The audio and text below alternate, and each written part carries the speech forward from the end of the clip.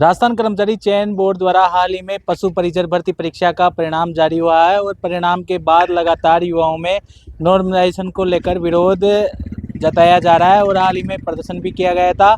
इसी को लेकर आज हम चर्चा करेंगे। हमारे साथ मौजूद है बेरोजगार यूनियन नेता अशोक चौधरी। सर, प्रदेश में जो भर्तियां हो रही है उनमें नॉर्मलाइजेशन का काफ़ी विरोध देखा जा रहा है, आपकी तरफ से कोई ठोस कदम उठाए जा रहे हैं? नहीं सुनो जी, देखो, अभी जो पशु परिचर में जो कुठारघात हुआ अभ्यर्थियों साथ में, वो बहुत गलत हुआ है। हम भी इसको मांगते हैं, लेकिन एक्चुअली नॉर्मलाइजेशन जो फॉर्मूला जो है वो इस मामले में मैंने पहले भी बोर्ड अध्यक्ष साहब से बात की थी, मुलाकात की थी, बात की थी कि उन्होंने कहा कि हम प्रयास करेंगे जितना कम अभ्यर्थी नुकसान हो।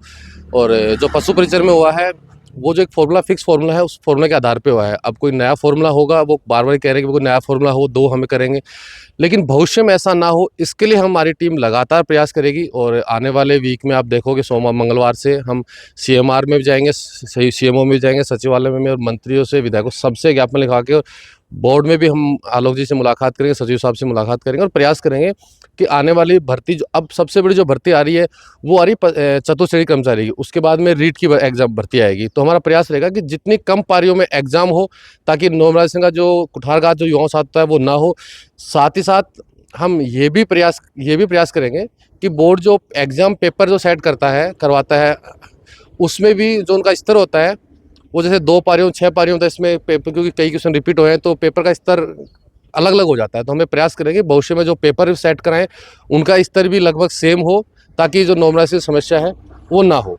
वर्तमान में फोर्थ ग्रेड के आवेदन चल रहे हैं, करीब 12 लाख से अधिक आवेदन आ चुके हैं। अगर इसमें नॉर्मलाइजेशन होगा तो प्रदेश के युवाओं में काफ़ी अभी दुख सता रहा है कि आने वाले समय में उनके साथ कुछ गलत नहीं हो जाए। इसके लिए आपकी की तरफ से क्या कदम उठाए जाए? नहीं, ये बात सही है आपकी, भी 12 लाख के आसपास भर गए और मैं मान रहा हूँ लगभग 20 लाख प्लस इसके अंदर आवेदन आएंगे युवाओं के। तो इसके लिए मैं आपको ये बता रहा हूँ कि इसके लिए हमारा प्रयास है कि हम जितनी कम पारियों में एग्जाम होगा उतना ही नॉर्मलाइजेशन का जो जो जो संकट है वो दूर होगा। तो इसके लिए आने वाले वीक में हम बोर्ड अध्यक्ष साहब से मुलाकात करेंगे और उन्होंने खुद कहा भी है कि आने वाली भर्तियों में हमारी कोशिश रहेगी कि जितनी कम पारियों में एग्जाम हो। साथ ही साथ जो पेपर सेट जो होता है, जो पेपर सेट में बार बार जो दिक्कत आती है कि पेपर जो सेट अलग अलग एक्सपर्ट करते हैं, जिससे कि नाम पेपर का स्तर अलग अलग हो जाता है। क्योंकि पेपर जैसे 6 पारियों में पेपर होता है, पशु पक्षी का 6 पारियों में पेपर हुआ है, उसके अंदर लगभग कई क्वेश्चन रिपीट होते हैं, जिसके अंदर ज़्यादा नुकसान होता है। तो हम इसके लिए प्रयास करेंगे कम पारियों में एग्जाम हो, साथ ही साथ पेपर्स जो है उसका स्तर लगभग सभी पारियों का सेम रहे, जिसके जो नॉर्मलाइजेशन का मामला है वो खत्म हो जाएगा और काफ़ी हद तक इससे युवाओं को राहत मिले। खत्म तो पूरा नहीं होगा, लेकिन काफ़ी हद तक मैं कह रहा हूँ इसमें युवाओं को राहत मिल सकती है।